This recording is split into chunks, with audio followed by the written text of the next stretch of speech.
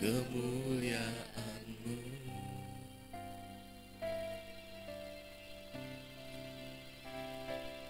Ku tahu hidupku berharga di mata-Mu. Segenap hidupku persembahkan.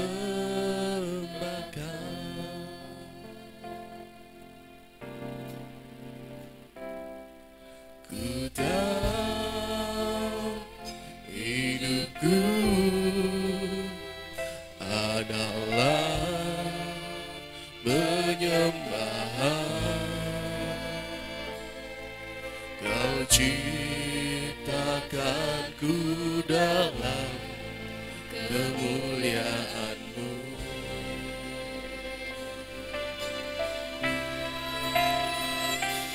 Ku tahu hidupku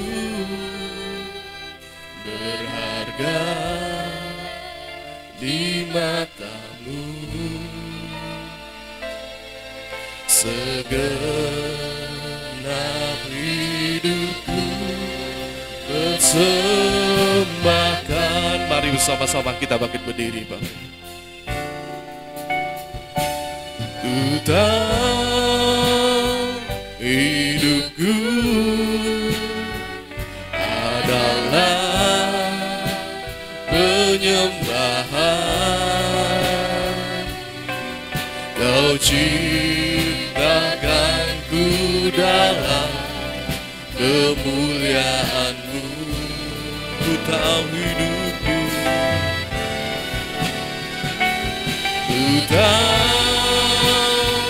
hidupku berharga di mata-Mu. Segenap hidupku persembahkan.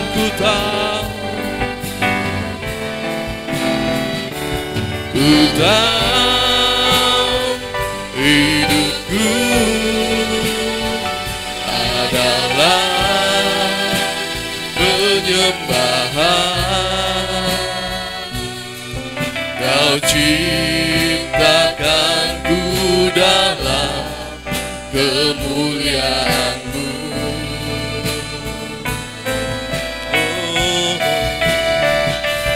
Ku tahu hidupku berharga di mata-Mu. Segenap hidupku persembahkan. Ku tahu hidupku Tuhan, ku tahu hidupku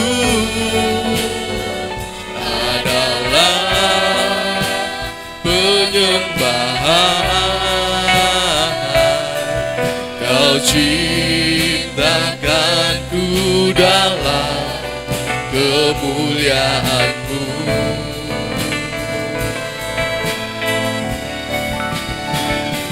Ku tahu hidupku berharga di mata-Mu.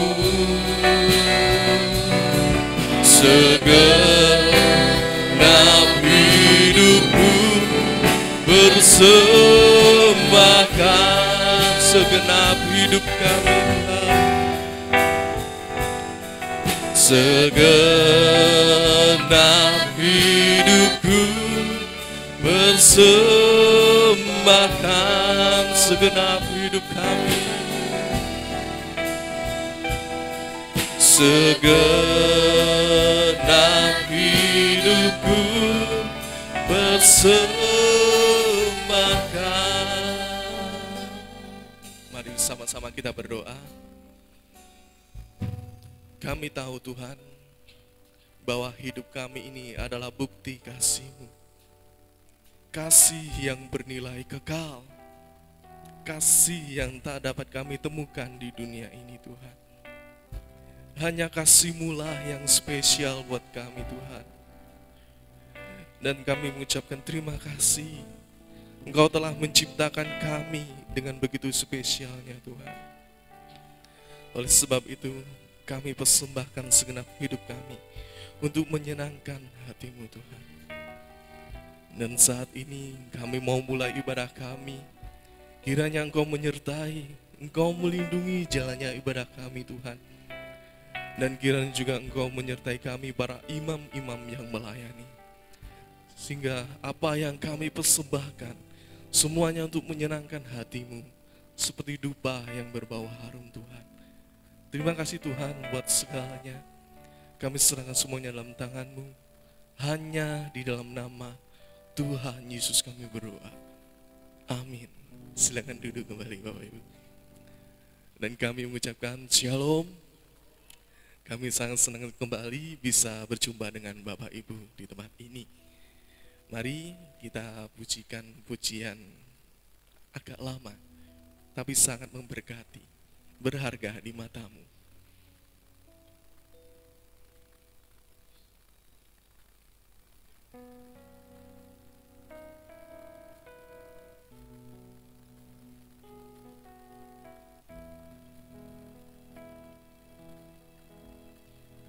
Bagai tanah liat dalam tangan-Mu, Kau jadikan bejana yang indah.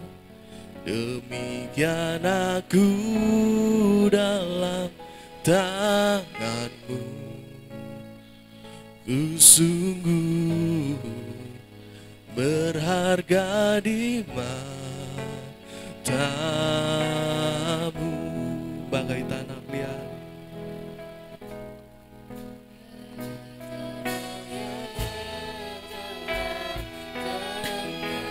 Kau jadikan bejana yang indah.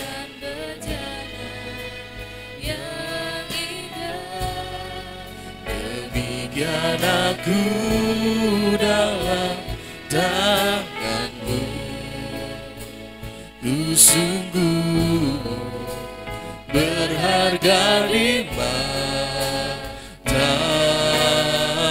Engkaulah Tuhan, Engkaulah Tuhan, Kaulah penjuna, Kau memilihku dan membentukku. Kau buatku hidup di hadapan-Mu untuk nyatakan kemuliaan-Mu. Kaulah Tuhan, Kaulah penjuna, Kau memilihku dan membentukku. Kau buatku hidup di hadapan-Mu untuk nyatakan kemuliaan-Mu. Bagai tanah liat dalam tangan-Mu Tuhan, bagai tanah liat dalam tangan-Mu, Kau jadikan bejana yang indah. Demikian aku dalam tangan-Mu, ku sungguh berharga di mata-Mu. Engkaulah Tuhan, Engkaulah Tuhan, Kaulah penjuna, Kau memilihku dan membentukku. Kau buatku hidup di hadapan-Mu untuk nyatakan kemuliaan-Mu. Engkaulah Tuhan, Kaulah penjuna,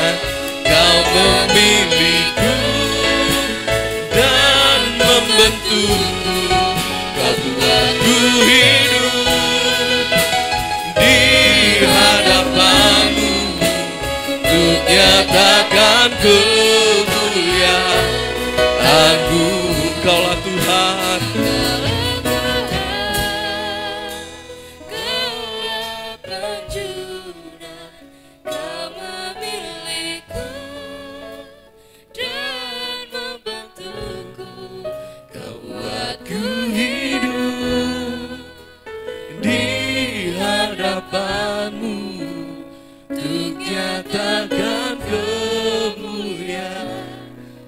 Engkaulah Tuhan, Engkaulah Tuhan, Kaulah penjuru, Kau memiliku dan membentukku, Kau buatku hidup di hadapan-Mu untuk nyatakan kemuliaan-Mu. Kaulah Tuhan, Kaulah penjuru, Kau memiliku dan membentukku, Kau buatku hidup di hadapan-Mu untuk nyatakan kemuliaan-Mu. Kaulah Tuhan, Kaulah penjuru, Kau memiliku dan membentukku, Kau buatku hidup di hadapan-Mu untuk nyatakan kemuliaan-Mu, untuk nyatakan kemuliaan-Mu, untuk nyatakan kemuliaan-Mu. Tuhan menciptakan kita dengan spesial. Meskipun secara kasat mata kita diciptakan dengan material yang gak ada artinya, sering diinjak, yaitu debu dan tanah. Namun yang membuat spesial, Ia menghembuskan nafas kehidupan buat kita. Kita memiliki bagian hidup daripada Tuhan, dan Ialah yang menenun hidup kita selagi kita bakal menjadi anak. Puji nama Tuhan, kami memberikan waktu untuk tim paduan suara untuk mempersiapkan dirinya untuk mempersembahkan pujian, dan untuk menunggu tim paduan suara mempersiapkan dirinya. Mari kita pujikan pujian sukacita, Allah kita besar. Dan kami mengundang semuanya untuk bangkit berdiri, kita bersukacita bersama-sama.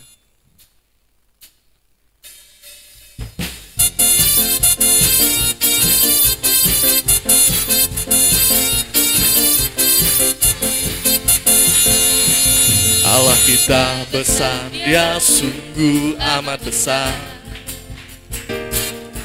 Dia miliki kuasa besar, Dia besar.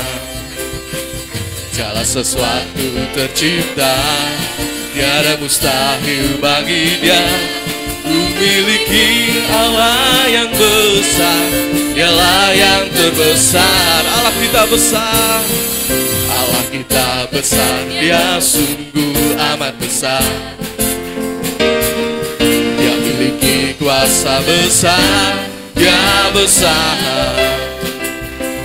Segala sesuatu tercipta, tiada mustahil bagi Dia. Memiliki Allah yang besar, Dialah yang terbesar. Kita hidup dalam kasih-Nya yang besar. Kita hidup dalam kuasa-Nya yang besar. Marilah kita puji Dia, marilah kita sembah Dia. Oh haleluya, besarkan nama-Nya. Allah kita besar, Allah kita besar, Dia sungguh amat besar. Dia miliki kuasa besar, Dia besar. Segala sesuatu tercipta, tiada yang mustahil bagi Dia. Miliki Allah yang besar, Dialah yang terbesar. Kita hidup dalam kasih-Nya yang besar. Kita hidup dalam kuasa-Nya yang besar. Marilah kita puji Dia, marilah kita sembah Dia. Oh haleluya, besarkan namanya. Kita hidup dalam kasih-Nya yang besar. Kita hidup dalam kuasa-Nya yang besar. Marilah kita puji Dia, marilah kita sembah Dia. Oh haleluya, besarkan namanya. Oh haleluya, oh haleluya, besarkan namanya. Oh haleluya, oh haleluya, besarkan namanya. Silakan duduk kembali Bapak Ibu.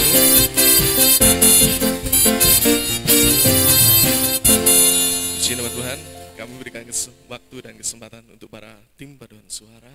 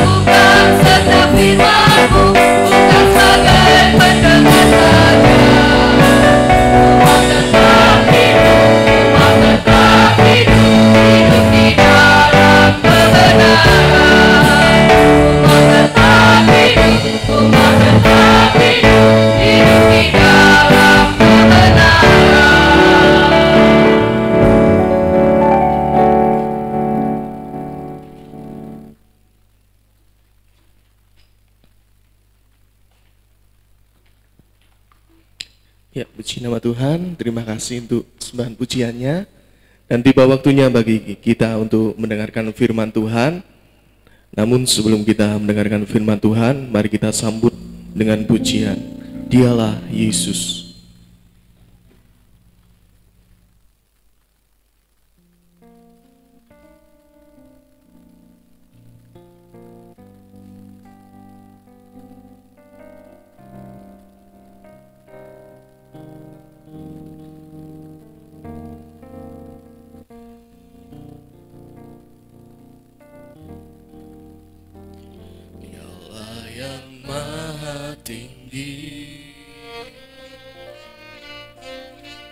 Dialah yang maha suci,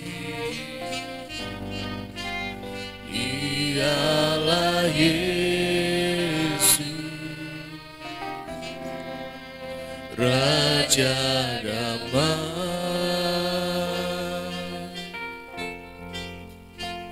Dialah yang maha mulia, Dialah yang maha besar, Dialah Yesus, luar biasa. Kami bangga memiliki Allah seperti itu. Kami bangga memiliki Allah seperti-Mu. Kami bahagia menjadi milik-Mu. Kami muliakan, kami tinggikan, kami agungkan nama-Mu Yesus. Kami bangga memiliki Allah seperti-Mu. Kami bahagia menjadi milik-Mu. Kami memuji, kami menyembah kepada-Mu Yesus.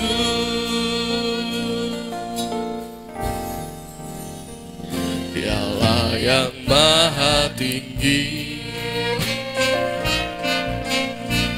Dialah yang maha suci, Dialah Yesus, Raja damai. Dialah yang maha mulia, Dialah yang maha besar, Dialah Yesus, luar biasa. Kami bangga memiliki Allah seperti-Mu. Kami bangga memiliki Allah seperti-Mu. Kami bahagia menjadi milik-Mu. Kami muliakan, kami tinggikan, kami agungkan nama-Mu Yesus. Kami bangga memiliki Allah seperti-Mu. Kami bahagia menjadi milik-Mu. Kami memuji, kami menyembah kepada-Mu Yesus. Mari bersama-sama kita bangkit berdiri. Kami bangga memiliki Allah seperti-Mu. Kami bahagia menjadi milik-Mu. Kami muliakan, kami tinggikan, kami agungkan nama-Mu Yesus. Kami bangga memiliki Allah seperti-Mu. Kami bahagia menjadi milik-Mu. Kami Kami memuji, kami menyembah kepadamu, Yesus. Kami bangga, kami bangga memiliki Allah seperti-Mu. Amin. Kami bahagia menjadi milik-Mu. Kami muliakan, kami tinggikan, kami agungkan nama-Mu, Yesus. Kami bangga, kami bangga Memiliki Allah seperti-Mu. Kami bahagia menjadi milik-Mu. Kami memuji, kami menyembah kepadamu, Yesus. Jemaat saja yang memuji nama Tuhan. Kami bangga memiliki Allah seperti-Mu. Kami bangga, kami bahagia.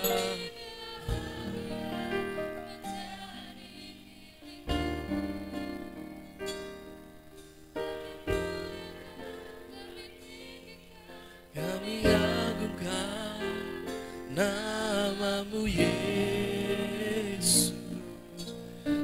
Kami bangga memiliki Engkau, Tuhan.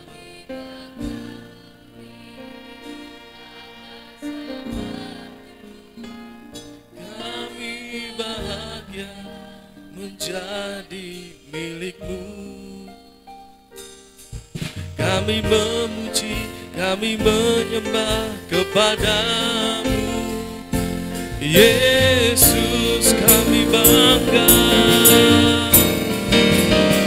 kami bangga memiliki Allah seperti-Mu.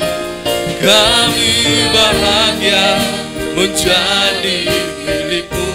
Kami mengundang dengan hormat Bapak Arif untuk bawa kita dalam doa. Kami tinggikan, Kami agungkan nama-Mu, Yesus. Kami bangga memiliki Allah seperti-Mu. Kami bahagia menjadi milik-Mu. Kami memuji, kami menyembah kepadamu, Yesus. Kami memuji-Mu, kami memuji kepadamu, Yesus. Ini suara hati kami, Tuhan, bahwa kami bangga memiliki Allah seperti-Mu. Kami bahagia, Tuhan, menjadi milik kesayangan-Mu. Itulah sebabnya, Tuhan, kami datang meninggikan Engkau. Kami datang mengagungkan Engkau, Tuhan. Terima kasih, Tuhan. Terima kasih buat kasih karunia-Mu yang sudah mengangkat kami menjadi milik-Mu, menjadi anak-anak kesayangan-Mu, Tuhan. Terima kasih Tuhan. Terima kasih. Sebentar kami akan mendengarkan firman-Mu, Tuhan. Jamah setiap kami, urapi setiap kami, Tuhan. Lawat kami pribadi lepas pribadi, bahkan keluarga lepas keluarga, supaya kami juga layak untuk menerima firman. Dan firman-Mu boleh ada di dalam hidup kami, dan akan menjadikan firman itu sebagai makanan pokok kami, Tuhan. Terima kasih Tuhan Yesus, terima kasih. Terima kasih Tuhan, segala kuasa yang tidak Engkau punya, yang berusaha mencuri sukacita, bahkan mencuri firman yang akan Engkau berikan kepada kami. Kami satukan hati kami. Kami panggil nama-Mu dan mohon kuasa di dalam nama Tuhan Yesus Kristus. Kami usir roh yang tidak Engkau punya keluar dari tempat ini, juga dari dalam hati kami sekalian. Berfirmanlah Tuhan, kami siap mendengarkan dan mohon hikmat daripadamu. Di dalam nama Tuhan Yesus, haleluya, amin.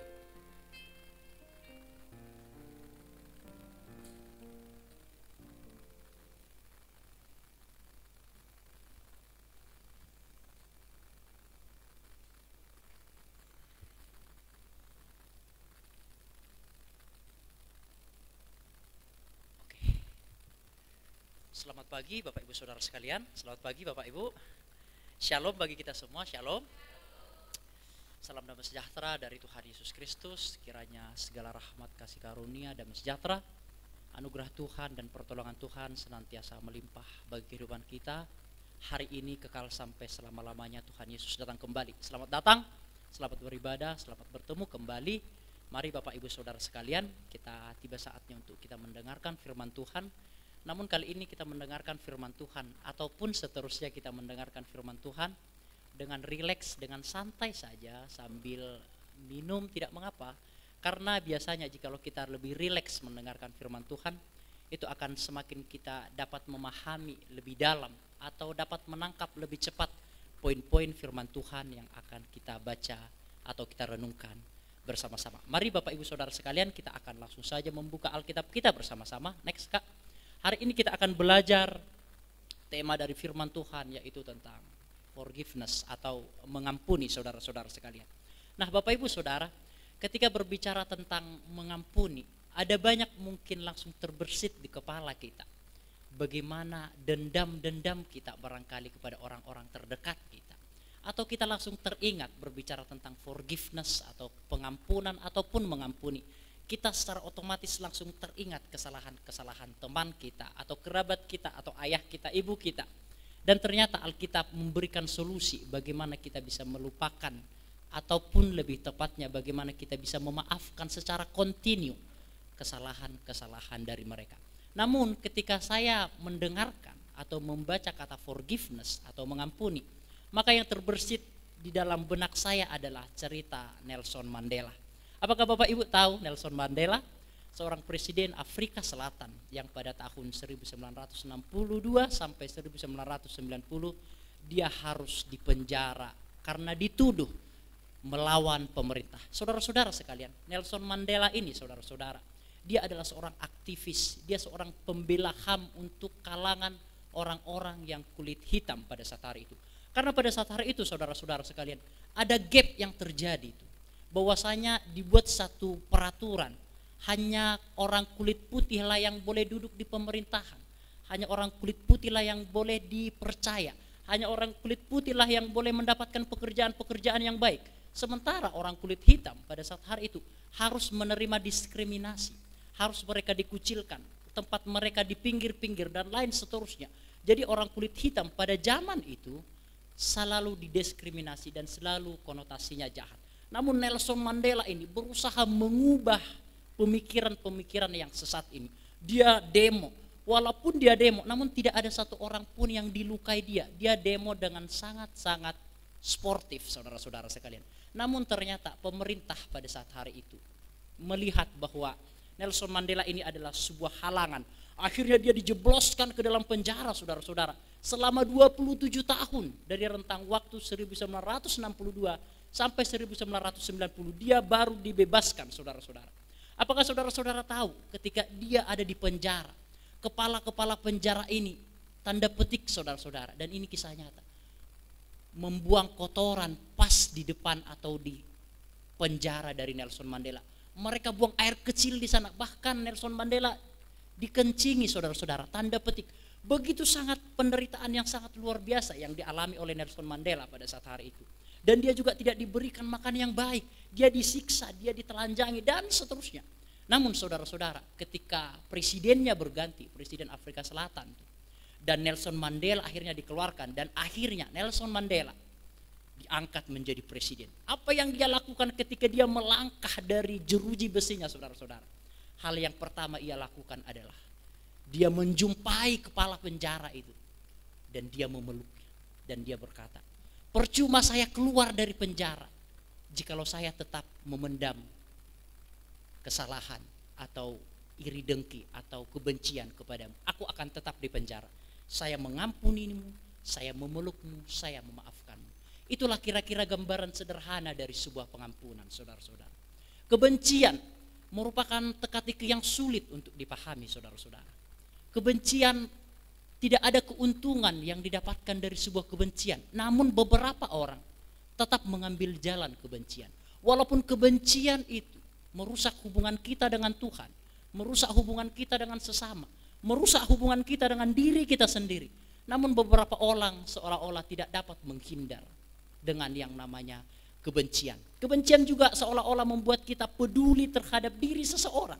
Kita memperhatikan orang itu setiap hari, kita melihat orang itu setiap hari, dan apa yang dia lakukan kita lihat setiap hari. Kebahagiaan orang itu menjadi penderitaan kita, dan penderitaan orang itu menjadi kebahagiaan kita. Suka lihat orang senang, lihat orang susah, susah lihat orang senang, saudara-saudara sekalian. Dan kebencian ternyata mengakar di dalam diri manusia, dan beberapa orang ternyata sulit melupakan atau sulit lepas dari yang namanya kebencian. Namun hari ini kita akan belajar bersama-sama bagaimana kita lepas dari kebencian.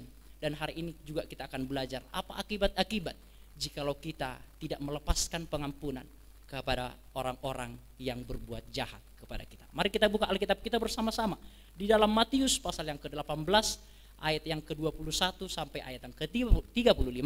Namun untuk tahap pertama kita akan baca lebih dahulu di dalam ayat yang ke-21 ayat yang ke-22.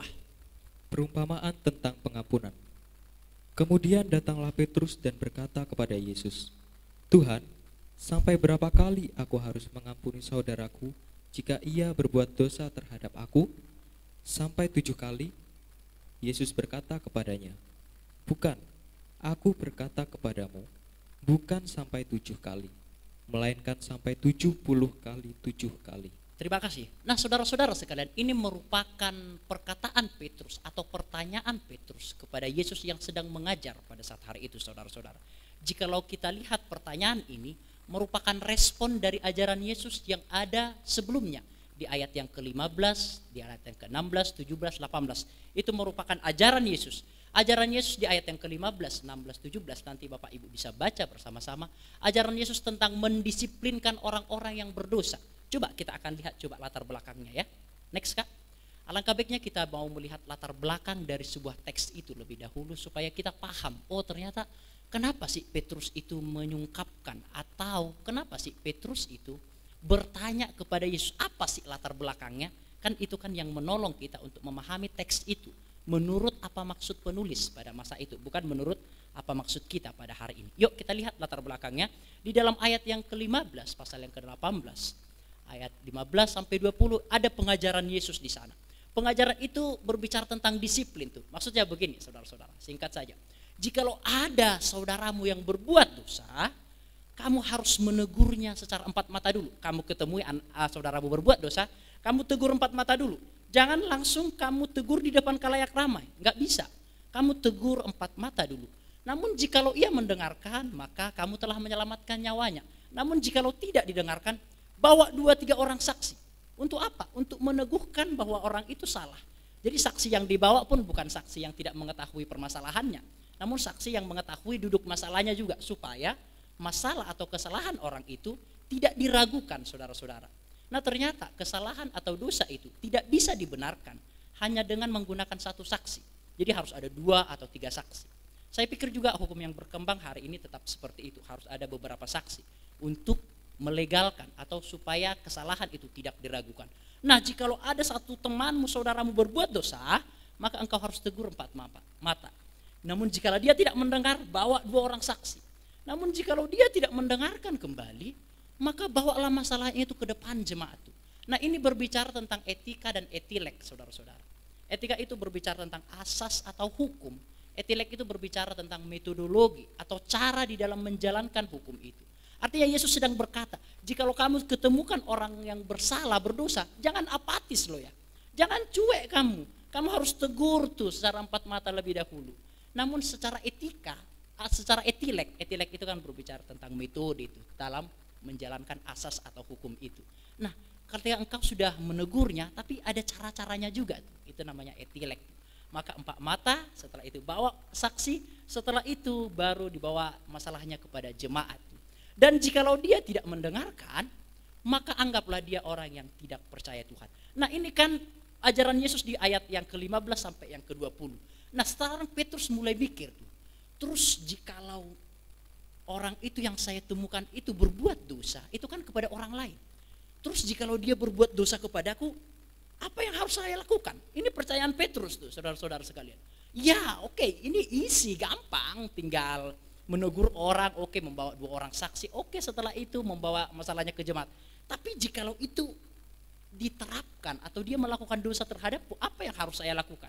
Makanya timbul pertanyaannya, jikalau begitu, sampai berapa kalikah aku harus mengampuni sanak saudaraku? Oke, sekarang kita sudah dapat latar belakang dari pertanyaan Petrus itu, saudara-saudara. Next, Kak.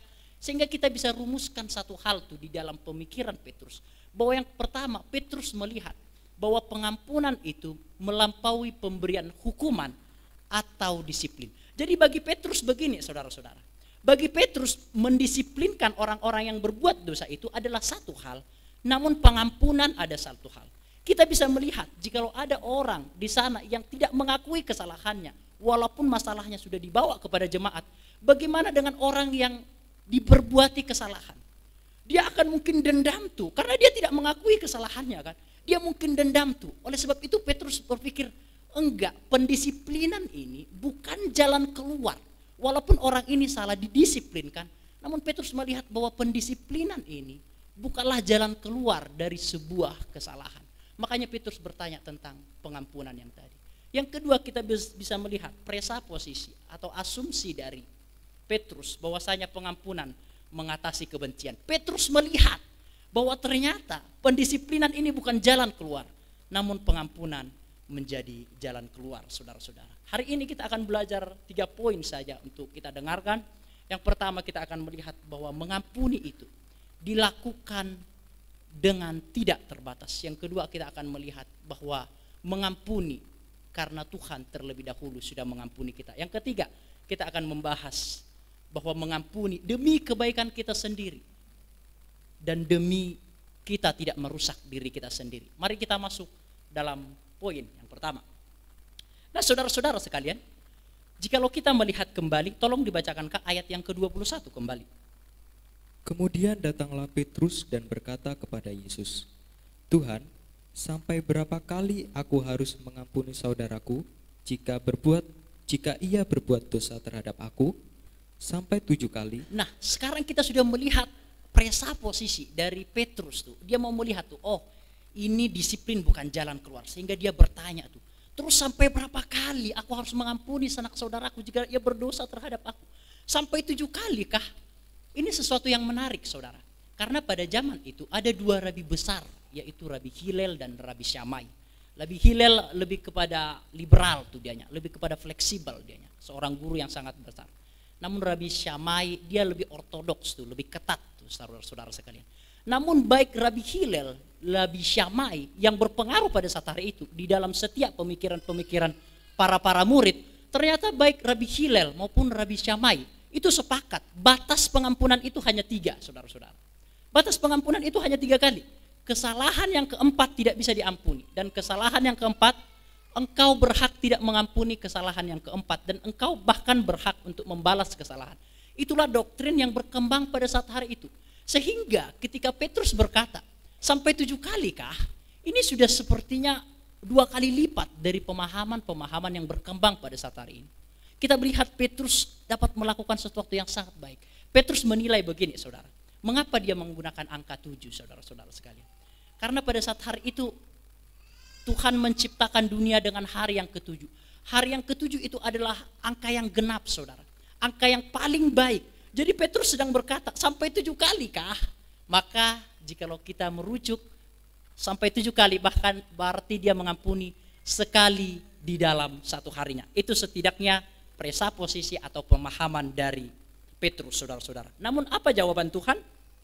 Di ayat yang ke-22, Kak. Yesus berkata kepadanya, bukan, aku berkata kepadamu, bukan sampai 7 kali, melainkan sampai 70 kali 7 kali. Ya, sekarang kita bisa melihat hal ini ini tidak bisa diterjemahkan atau ditafsirkan harafiah atau literal, saudara-saudara. Jikalau kita menafsirkan ini secara literal, sepertinya kita sedang bersandiwara, saudara-saudara sekalian. Karena apa? 70 kali 7 kali itu kira-kira 490 kali. Ini tidak sedang menunjukkan arti literal atau arti harafiah bahwa kita harus mengampuni 490 kali dan 491 kita tidak mengampuni. Tidak, saudara-saudara sekalian. Namun jikalaupun kita ikuti pemahaman ini, mengampuni 490 kali, berarti jikalau itu 1 minggu, kita mengampuni setidaknya 70 kali di dalam 1 hari, saudara-saudara. Jikalau kita mau ikuti pola pikirnya. Jikalau kita mengampuni 70 kali di dalam 1 hari, berarti kira-kira kita mengampuni 3 kali di dalam 1 jam tuh. Apakah mungkin ada orang yang bersalah kepada kita 3 kali dalam 1 jam tuh? Jikalaupun mungkin, Tuhan tetap mengajarkan kepada kita bahwa kita tetap mengampuni. Namun arti teks itu tidak sedang berbicara harafiah. Tuhan Yesus sedang ingin menunjukkan bahwa engkau mengampuni dengan tidak terbatas. Tidak ada batasan di dalam mengampuni. Apakah itu 1 kali, 2 kali, 3 kali, dan seterusnya. Engkau harus mengampuni. Kendati pun dia melakukan kesalahan kepadamu 3 kali dalam sejam, engkau pun harus mengampuni. Inilah standar yang diberikan oleh Tuhan Yesus, Pak. Bukan standar manusia. Namun kadangkala standar ini kontras dengan standar yang dipopulerkan oleh manusia pada zaman postmodern ini. Kadangkala kita memberi batasan pengampunan kepada sanak saudara kita, saudara-saudara sekalian. Sama seperti lagu mungkin yang mengatakan, apa itu lagunya itu? 1 kali kau sakiti hati ini. Oh, kelihatan tua sekali saya, saudara-saudara ya. Masih ku maafkan 2 kali kau sakiti hati ini. Masih ku maafkan, tapi jangan kau coba 3 kali. Janganlah, oh jangan, cukuplah sudah. Hati ini terluka. Itulah batasan-batasan yang diberikan manusia, saudara-saudara.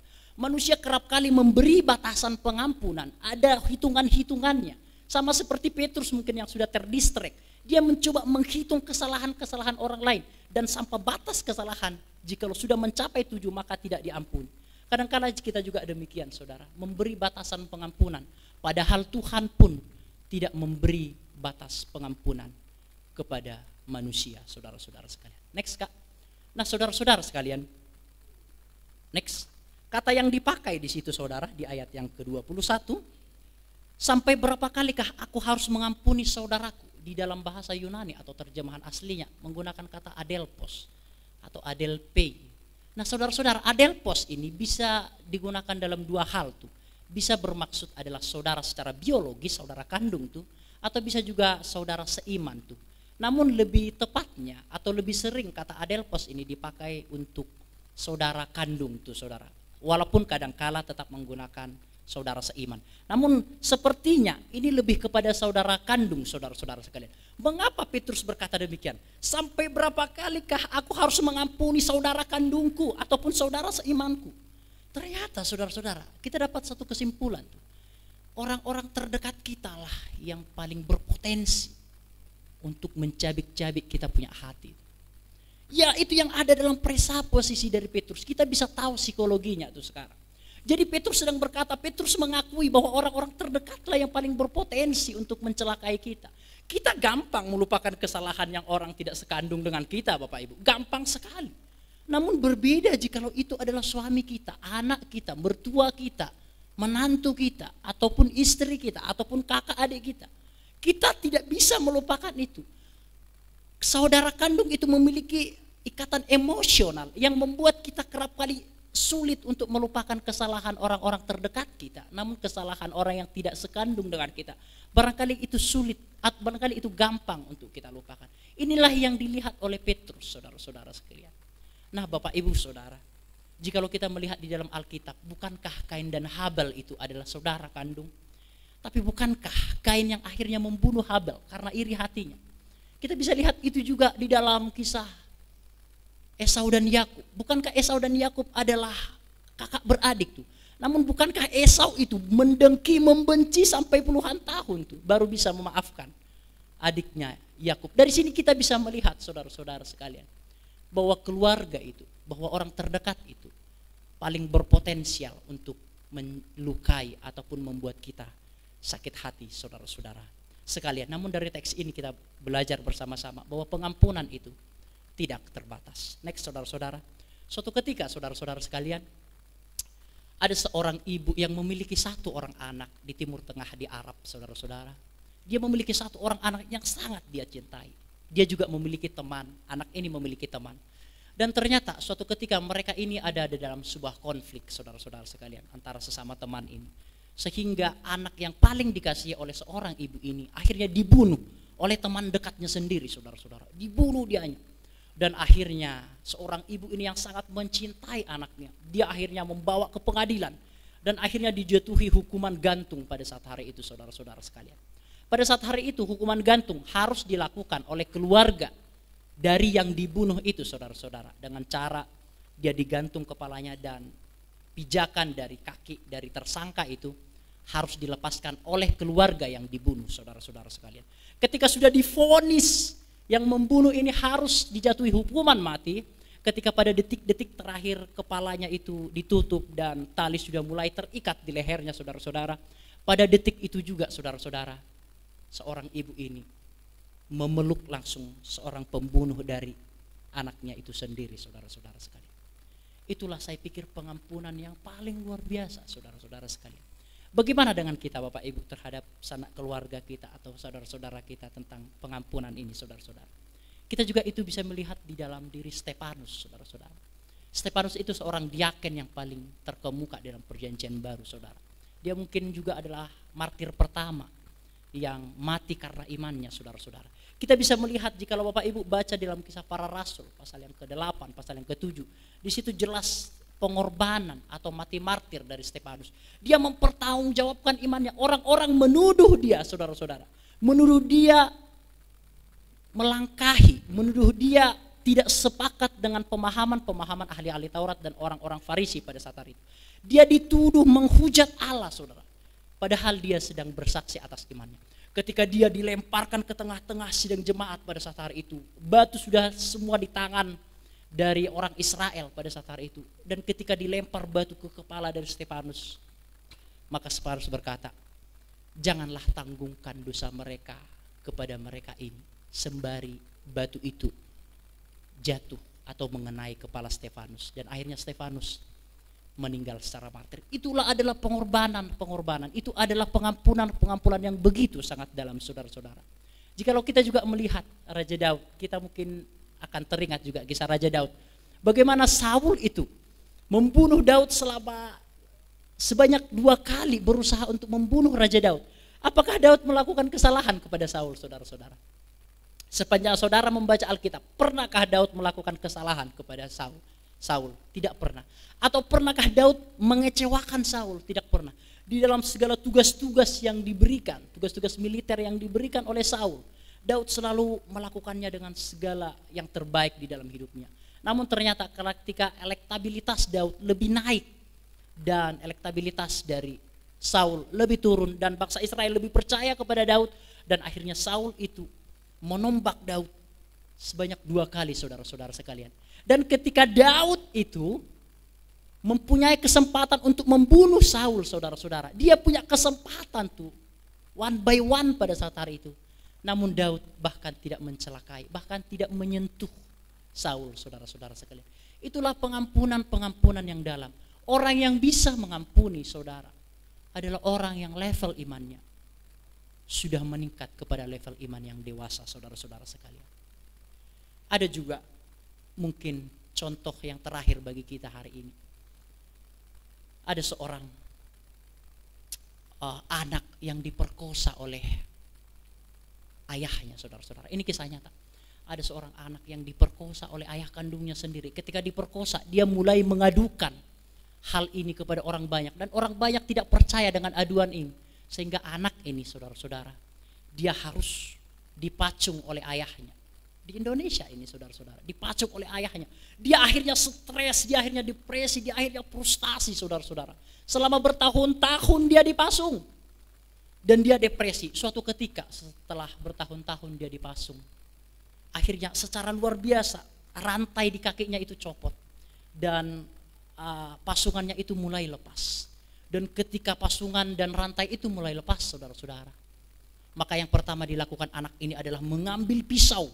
Itu pada saat hari itu malam. Dia ambil pisau, dia samperi itu ayahnya itu yang memperkosa dia.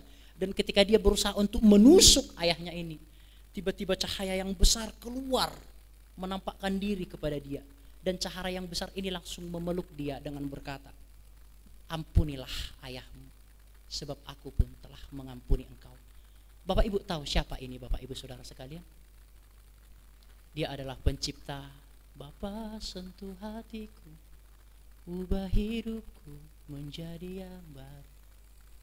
Itu Bapak Ibu Saudara sekalian. Itulah latar belakang dari terciptanya lagu itu. Betapa aku mencintai segala yang telah terjadi, tak pernah sendiri jalani hidup ini, selalu menyertai. Betapa aku menyadari di dalam hidupku ini Kau selalu memberi rancangan terbaik. Oleh karena kasih Bapa sentuh hatiku, ubah hidupku menjadi yang baru. Enggak bisa saudara, hatinya tidak bisa diubah tanpa Tuhan. Makanya dia mengakui, Bapa sentuh hatiku, ubah hidupku untuk menjadi yang baru, bagai emas yang murni. Itulah saudara-saudara sekalian berbicara tentang pengampunan saudara-saudara sekalian. Jadi saya tidak tahu saudara-saudara sekalian apa kesalahan dari ayahmu kepadamu. Saya tidak tahu apa kesalahan istrimu kepadamu. Saya tidak tahu apa kesalahan mertuamu kepadamu. Saya tidak tahu apa kesalahan anakmu kepadamu. Saya tidak tahu apa kesalahan saudara-saudaramu kepadamu. Saya tahu banyak orang-orang yang memiliki akar pahit kepada keluarganya, kepada orang-orang terdekat. Saya tahu Bapak Ibu. Saya tahu ada banyak orang yang tidak bisa melepaskan pengampunan kepada saudara-saudaranya. Saya tahu ada banyak beberapa orang yang sampai bersumpah dia tidak akan mengampuni sanak saudaranya. Namun Alkitab mengajarkan kepada kita hari ini, ampunilah setiap saudara-saudaramu, bahkan orang-orang terdekatmu. Ampunilah mereka dengan tidak terbatas. Karena Allah pun mengajarkan untuk mengampuni sanak saudara kita dengan tidak terbatas. Amin. Kita masuk dalam poin yang kedua saudara-saudara sekalian. Kita sudah belajar bahwa mengampuni harus dilakukan dengan tidak terbatas. Yang kedua, kita mau belajar bahwa mengampuni karena Tuhan pun telah mengampuni kita. Mari kita baca Alkitab kita bersama-sama di dalam ayat yang ke-23 sampai ayat yang ke-27 lebih dahulu. Mari Kak, 23 sampai ayat yang ke-30. Sebab hal kerajaan sorga seumpama seorang raja yang hendak mengadakan perhitungan dengan hamba-hambanya. Setelah ia mulai mengadakan perhitungan itu, dihadapkanlah kepadanya seorang yang berhutang 10.000 talenta. Tetapi karena orang itu tidak mampu melunaskan hutangnya, raja itu memerintahkan supaya ia dijual beserta anak istrinya dan segala miliknya untuk membayar hutangnya. Oke, terima kasih. Kita mau observasi dulu saudara-saudara sekalian. Kita mau menyelidiki fakta-fakta ini lebih dahulu. Yesus sudah mengatakan engkau harus mengampuni 70 kali 7 kali. Itu berbicara tentang pengampunan yang tak terbatas. Setelah itu Yesus memberikan sebuah perumpamaan atau ilustrasi untuk menjelaskan pengampunan yang tidak terbatas itu saudara-saudara. Makanya dikatakan hal kerajaan surga seumpama seorang raja yang hendak mengadakan perhitungan dengan hambanya. Next Kak. Kita mau melihat saudara-saudara sekalian, ada seorang hamba yang berhutang. Hamba ini seperti pegawai saudara-saudara. Jadi ada seorang raja yang memiliki hamba. Dan hamba ini berhutang, kira-kira hutangnya 10.000 talenta. Nah saudara-saudara, 10.000 talenta itu pada zaman hari itu saudara-saudara, 1 talenta itu harus, untuk mendapatkan 1 talenta harus bekerja selama 20 tahun. Itu belum dipakai untuk makan dan minum loh ya. Itu memang upah per hari hamba pada saat hari itu 1 dinar. 1 dinar itu terdiri dari, satu talenta itu terdiri dari 6.000 dinar saudara-saudara. Jadi pada zaman itu untuk mendapatkan 1 talenta dia harus bekerja selama 20 tahun namun tidak makan sama sekali. 1 talenta saudara-saudara. Nah ini hutangnya 10.000 talenta. Kira-kira dia akan menempuh untuk melunasi hutangnya ini 200.000 tahun kira-kira. Ini sesuatu yang mustahil untuk dilunasi oleh seorang hamba ini. Tidak dijelaskan untuk apa dia menggunakan uang itu, tidak dijelaskan. Ketika Alkitab tidak menjelaskan, yuk kita memberikan hal itu sebagai misteri, nggak usah diutak-utik, ya biarkan aja itu misteri. Tidak dijelaskan kenapa dia meminjam uang itu sebanyak 10.000 talenta. Namun dari situ kita bisa mengetahui satu hal, bahwa utang itu tidak akan mungkin bisa dibayar oleh seorang hamba itu. Karena jikalau dia berusaha untuk membayarnya, dia setidaknya membutuhkan waktu 200.000 tahun, saudara-saudara. Dan jikalau kita hitung dengan menggunakan rupiah, maka 10.000 talenta itu kira-kira 45 M pada zaman itu, saudara-saudara. Karena 1 dinar itu kira-kira 7.750 rupiah. Saya tidak akan menjelaskan detailnya, namun ini sedang berbicara mustahil orang itu bisa melunasi utang yang ada pada seorang raja itu, saudara-saudara sekalian. Oleh sebab itulah, saudara-saudara, di ayat yang ke-25 itu dikatakan, karena orang itu tidak mampu melunaskan hutangnya, raja itu memerintahkan supaya ia dijual beserta anak istrinya dan segala miliknya untuk pembayaran hutang. Ini sesuatu yang normal, ini sesuatu yang lumrah pada zaman hari itu. Jikalau pada zaman hari itu seorang yang tidak bisa melunasi hutangnya, dia harus dijual atau dia harus dipenjara beserta harta miliknya, itu harus diserahkan atau dijual untuk melunasi hutang-hutangnya, sisa-sisanya, saudara-saudara sekalian. Namun apa yang terjadi, saudara-saudara? Hamba ini bersujud di depan raja itu dengan berkata, sabarlah lebih dahulu, saya akan melunaskan hutangku, berilah aku waktu. Dibujuk, dia merendahkan diri di depan raja ini. Dan raja ini, saudara-saudara sekalian, akhirnya luluh hatinya. Dan bukan hanya memberikan waktu kepada seorang hamba ini. Oke, aku berikan waktu, enggak. Lebih daripada itu dilakukan oleh seorang raja ini. Dan raja ini bahkan dikatakan di ayat yang ke-27, saudara-saudara, saya melunaskan hutangmu. Ayat yang ke-27, lalu tergeraklah hati raja itu oleh belas kasihan akan hamba itu, sehingga ia membebaskannya dan menghapuskan hutangnya. Raja itu bukan hanya memberikan waktu, Bapak Ibu, bukan hanya tidak menghukum, bukan hanya tidak menjual, bukan hanya tidak memasukkan dia ke dalam penjara, bukan hanya tidak menjebloskan keluarganya ke dalam penjara. Namun raja itu begitu sangat murah hati dengan belas kasihan. Dia bahkan melunaskan hutang dari seorang hamba ini. Karena raja itu mengerti bahwa hamba ini tidak akan mungkin bisa melunasi hutang-hutangnya, saudara-saudara sekalian. Nah, Bapak Ibu, saudara-saudara sekalian, next. Raja itu, Bapak Ibu, raja itu sedang berbicara Tuhan kita, Bapak Ibu. Dan hamba itu, hamba yang pertama itu sedang berbicara kehidupan kita, Bapak Ibu, saudara-saudara sekalian. Raja itu sedang berbicara bahwa Allah sangat mengasihi kita. Dan hamba yang berhutang itu adalah gambaran kita yang melakukan dosa begitu sangat rupa, saudara-saudara sekalian. Kita berdosa dalam banyak hal, Bapak Ibu. Alkitab menjelaskan dosa itu lebih dalam, Bapak Ibu. Bahkan Alkitab berkata, engkau tahu yang baik, enggak melakukannya, you berdosa. Bahkan Alkitab menjelaskan, Bapak Ibu Saudara, ketika engkau berdoa, motivasimu jelek, engkau sudah berdosa. Alkitab bahkan menjelaskan kepada kita, congkak sedikit pun adalah dosa, saudara-saudara.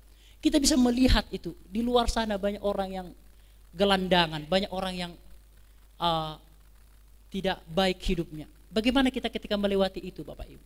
Apakah ketika Bapak Ibu melewati itu, Bapak Ibu langsung tidak berdosa? No, Bapak Ibu. Bapak Ibu tahu bahwa menolong orang tersebut adalah yang baik. Bapak Ibu tidak melakukannya, Bapak Ibu berdosa di hadapan Tuhan. Karena ada banyak dosa-dosa sebenarnya yang tidak kita ketahui dan tidak kita sadari, saudara-saudara sekalian. Apakah Bapak Ibu pikir ketika engkau di rumah mengurung dirimu, tidak melakukan satu kesalahan pun, tidak bergaul dengan orang pun, engkau akan suci, engkau akan baik-baik saja, dan engkau tidak akan melakukan dosa? Enggak. Bahkan ketika engkau diam sekalipun engkau sudah berdosa. Karena Alkitab berkata, engkau harus jadi berkat bagi banyak orang. Engkau tidak diam di tempatmu sendiri. Engkau harus menjadi cermin. Engkau harus menjadi berkat bagi banyak orang. Kita bisa melihat dosa kita yang begitu sangat luar biasa, Bapak Ibu. Lihat mungkin, coba reminding kembali dosa-dosa kita yang dahulu-dahulu. Saya tidak berusaha untuk mengungkit-ungkit dosa saudara, enggak. Namun kiranya ini bisa mereminding kita betapa besarnya dosa kita. Terkadang kita lupa dosa-dosa kita, Bapak Ibu. Dosa yang begitu sangat berat itu, apakah dosa diketahui orang atau dosa tidak diketahui orang? Ingat Bapak Ibu, itu dosa yang begitu sangat besar yang tidak tertanggungkan tuh. Namun sama seperti raja itu, melunaskan dosa-dosa itu, melunaskan hutang dari seorang hamba itu. Demikian juga pengorbanan Yesus di kayu salib, melunaskan segala dosa-dosamu, Bapak Ibu Saudara sekalian. Mustahil dapat menghapus dosa kita dengan perbuatan baik kita, Bapak Ibu. Ada yang yakin atau ada yang gak setuju? Mustahil, sebaik apapun engkau, Bapak Ibu, tidak akan bisa menyogok Tuhan supaya Tuhan menyelamatkanmu, Bapak Ibu. Gak bisa. Sebaik apapun engkau, Tuhan tidak bisa disogok. Mustahil sebaik apapun engkau, maka dosa-dosamu diampuni. Mustahil Bapak Ibu bagi saya. Kenapa saya katakan demikian? Karena jikalau kita bisa masuk surga atau dosa kita bisa diampuni dengan kita punya perbuatan baik, maka di surga nanti akan banyak orang-orang sombong. Mengapa banyak orang-orang sombong, Pak? Karena kita bisa berbangga kepada Tuhan. Aku loh bisa masuk surga loh. Karena aku punya perbuatan yang baik. Aku tidak butuh Tuhan untuk masuk surga. Itu bukan teologi Kristen yang baik Bapak Ibu. Namun Alkitab menjelaskan kepada kita. Sama seorang hamba itu yang berhutang yang tidak mungkin bisa dilunaskan. Namun dilunaskan oleh seorang raja itu. Saya tidak tahu betapa bangganya, betapa bahagianya seorang hamba ini. Hamba ini barangkali mendapatkan satu privilege tuh. Ini mungkin hadiah yang terbesar yang saya terima. Tidak akan mungkin hadiah ini diterima 2 kali, enggak. Ini adalah hadiah paling besar. Karena saya tidak berhutang lagi selama 200.000 tahun untuk bekerja. Saya dilunaskan hutang. Sebuah kebanggaan yang luar biasa yang didapatkan. Atau kebahagiaan yang luar biasa yang didapatkan oleh hamba ini. Apakah Bapak Ibu merasakan hal yang sama Bapak Ibu? Ketika Tuhan mengampuni dosa-dosa saudara. Adakah rasa bahagia? Adakah rasa bangga? Adakah rasa syukur kepada Tuhan? Karena Tuhan telah mengampuni dosa-dosa kita. Ingat Bapak Ibu, mengampuni karena Tuhan lebih dahulu mengampuni Bapak Ibu saudara-saudara sekalian. Jangan melampaui apa kata Tuhan. Tuhan pun tidak memberi batasan atas pengampunan. Tuhan pun sudah mengampuni kita. Mengapakah kita seolah-olah lebih daripada Tuhan? Dengan tetap kokoh dengan hati sendiri. Enggak, saya bersumpah tidak akan memaafkanmu. Bukankah kita seolah-olah menempatkan diri kita lebih daripada Tuhan? Dan kita berkata bahwa kita lebih baik daripada Tuhan, kita lebih bijak daripada Tuhan, saudara-saudara. Orang-orang yang tidak mau mengampuni adalah orang-orang yang mengganggu Tuhan. Orang-orang yang tidak mau mengampuni Bapak Ibu adalah orang-orang yang menempatkan dirinya lebih daripada Tuhan. Dan ingat, ketika engkau menempatkan diri lebih daripada Tuhan, yang engkau hadapi bukan manusia, namun Tuhan itu sendiri. Karena Tuhan yang engkau hina Bapak Ibu. Saya berharap hari ini tidak ada lagi kebencian. Saya berharap hari ini tidak ada lagi iri hati. Saya berharap hari ini tidak ada lagi akar pahit yang melekat di dalam dirimu sampai selama-lamanya. Saya berharap hari ini engkau berjalan dengan bebas, dengan tidak ada beban kebencian, dengan tidak ada kemarahan, dengan tidak ada sakit hati. Karena Tuhan pun telah mengampuni kita, maka kita pun harus mengampuni sesama kita, saudara-saudara sekalian. Next Kak. Nah saudara-saudara, ketika hamba yang pertama itu sudah menerima pengampunan, harusnya yang ada di dalam benak kita, oh hamba ini akan melakukan yang terbaik di dalam pekerjaannya, bukan? Dia sudah diampuni kesalahannya Pak. Diampuni segala hutang-hutangnya, diampuni segala bebannya yang tidak mungkin dia bisa tanggungkan tuh, dia bayar tuh. Harusnya dia langsung memeluk raja ini dan berkata, saya akan bekerja lebih giat lagi. Saya akan menolong orang karena Tuhan, karena raja juga sudah menolong saya. Saya harus mengampuni orang, saya harus melunasi hutangnya orang jika ada orang yang berhutang kepada saya. Sama seperti raja telah melunasi hutangku. Itu harusnya yang seyogianya ada di dalam diri seorang yang baik. Namun apa yang terjadi saudara-saudara sekalian? Di dalam ayat yang ke-28 Kak, sampai ayat yang ke-30. Next. Ayat yang ke-28 sampai ayat yang 30. Kita akan baca apa respon hamba ini ketika hamba ini sudah menerima pengampunan. Tetapi ketika hamba itu keluar, ia bertemu dengan seorang hamba lain yang berhutang 100 dinar kepadanya. Ia menangkap dan mencekik kawannya itu, katanya, bayar hutangmu. Maka sujudlah kawannya itu dan memohon kepadanya, sabarlah dahulu, hutangku itu akan kulunaskan. Tetapi ia menolak dan menyerahkan kawannya itu ke dalam penjara sampai dilunaskannya hutangnya. Sebuah hal yang kontras, harapan-harapan kita yang tadi, bagaimana ketika hamba ini sudah menerima pengampunan, harapan kita, ekspektasi kita tidak sesuai dengan realita yang ada. Kita berharap hamba ini akan menolong sesamanya, hamba ini akan melakukan yang terbaik, hamba ini juga akan memaafkan dosa-dosa, kesalahan dari teman-temannya atau hutang teman-temannya. Namun hal yang kontras terjadi saudara-saudara sekalian. Ketika hamba ini keluar, dan dia melihat temannya yang berhutang kepadanya, saudara-saudara sekalian. Namun dia ini seorang hamba yang dilunasi hutangnya ini langsung mencekik temannya ini, saudara-saudara sekalian. Dan mengatakan, bayar hutangmu. Hamba ini pun, hamba yang kedua ini yang berhutang 100 dinar itu saudara-saudara sekalian, mengatakan hal yang sama. Sabarlah lebih dahulu, saya akan melunaskan hutangku. Namun hamba yang pertama ini yang sudah diampuni, dilunasi hutangnya, tidak mau menerima perkataan yang pernah juga dia katakan, saudara-saudara sekalian. Dia memasukkan hamba yang kedua ini yang berhutang 100 dinar itu, memasukkannya ke dalam penjara, saudara-saudara. 100 dinar dengan 10.000 talenta tidak ada bandingannya, Bapak Ibu Saudara sekalian. 100 dinar itu hanya 100 hari kerja. Mungkin pasti bisa dilunasi oleh hamba yang kedua. Namun 10.000 talenta tidak akan mungkin bisa dilunasi, saudara-saudara. Hanya 100 hari kerja, jikalaupun kita lihat di dalam kita lihat dalam rupiah tuh hanya 7.500, saudara. 100 hari kerja tidak sebanding dengan 20.000 tahun, saudara-saudara. Namun hamba yang pertama ini yang sudah diampuni, dilunasi hutangnya, dia tidak melakukan hal yang sama, Bapak Ibu. Dia tidak berpikir, dia tidak mereminding dirinya sendiri. Aku pun pernah mengalami hal yang sama, dan saya pun berkata hal yang sama, sabarlah dahulu, maka saya akan melunaskan hutangku. Ketika itu dikatakan kepada raja, raja itu menanggapi dan dia berbelas kasihan. Namun ketika saudaranya melakukan hal yang sama, dia tidak berpikir bahwa aku pun pernah di posisi yang sama.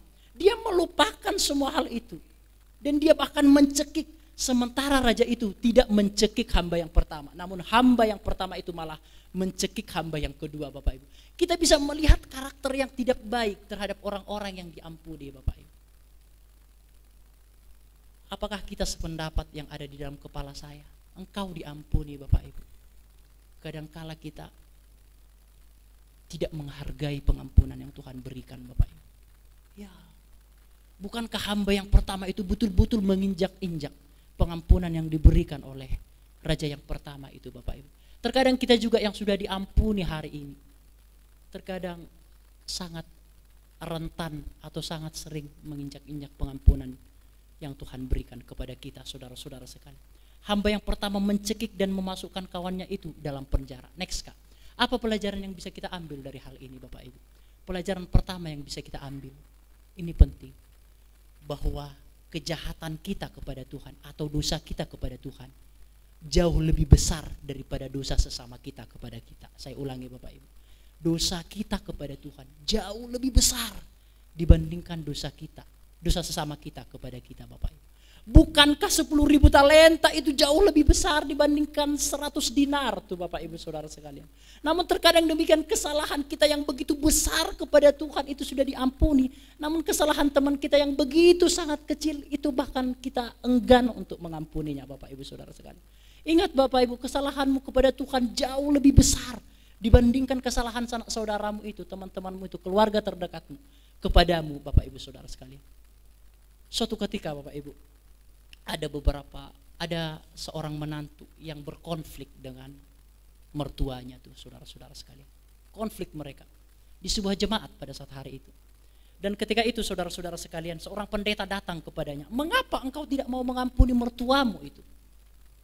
Dan seorang menantu ini berkata, ini mertuaku ini tiap hari ngambil uang terus, ngambil uang, gak pernah kerja. Aku tok yang kerja, padahal aku banyak tanggungan, ada banyak cita-cita. Ini mertuaku gak kerja apa-apa, ngambilin duit aja terus.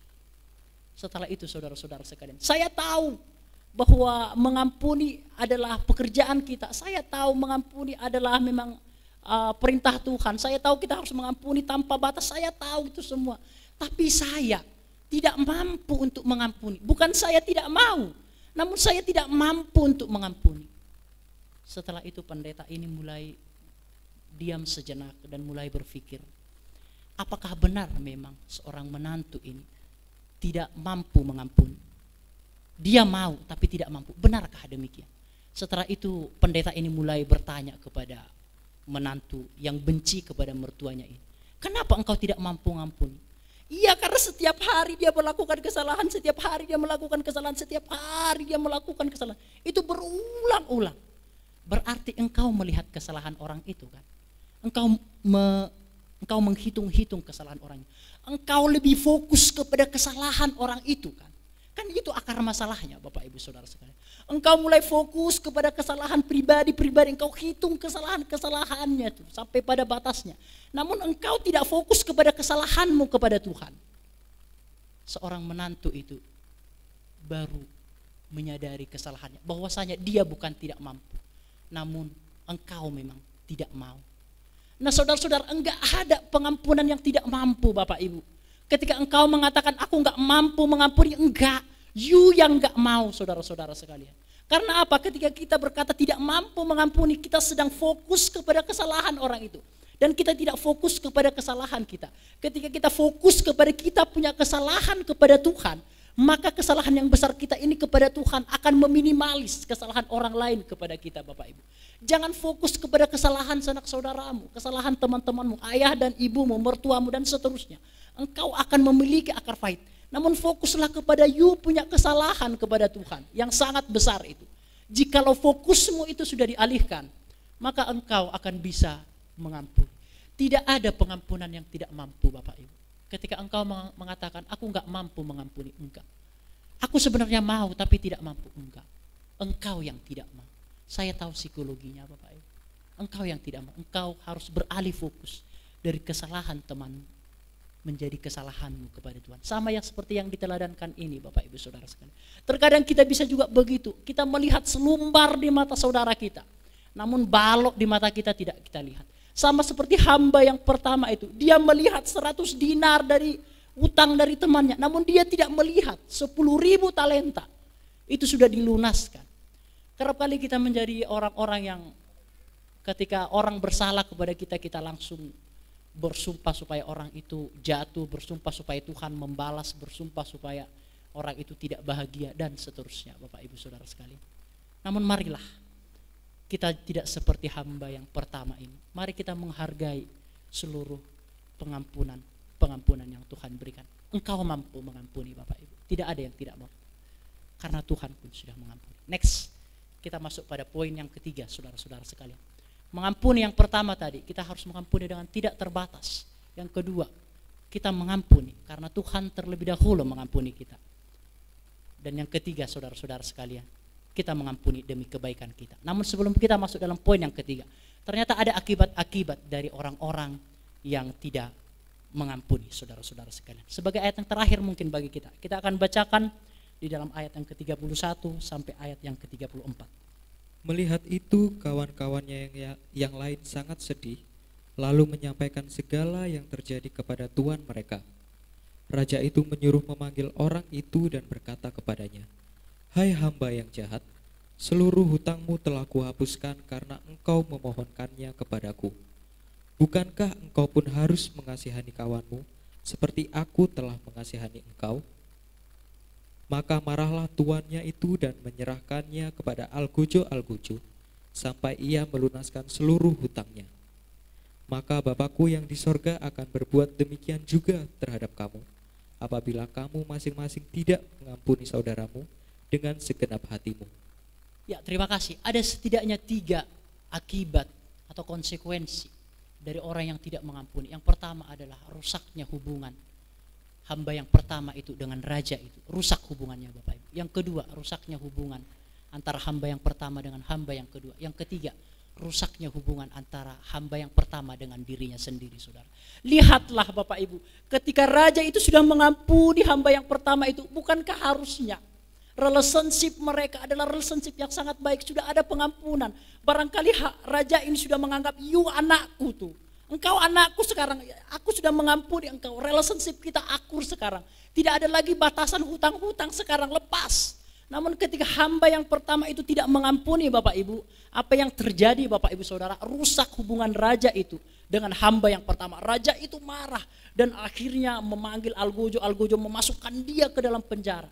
Ada akibat-akibat jikalau engkau tidak bisa mengampuni Bapak Ibu. Yang pertama adalah hubunganmu dengan Tuhan akan rusak Bapak Ibu. Yes, ketika engkau tidak mengampuni saudaramu, saudara-saudara, hubunganmu dengan Tuhan akan rusak. Yang kedua saudara, hubunganmu dengan sesama juga akan rusak. Saya berkata saudara-saudara sekalian, hamba yang pertama sama hamba yang kedua itu kawan Bapak Ibu, itu saudara. Namun ketika dia tidak mengampuni saudaranya Bapak Ibu, maka hubungan mereka menjadi pecah, Bapak Ibu Saudara, menjadi renggang, Bapak Ibu Saudara sekalian. Jikalau engkau tidak mengampuni sanak saudaramu, maka hubunganmu juga dengan sesama akan renggang. Barangkali antara hamba yang kedua adalah kawan erat pada saat hari itu.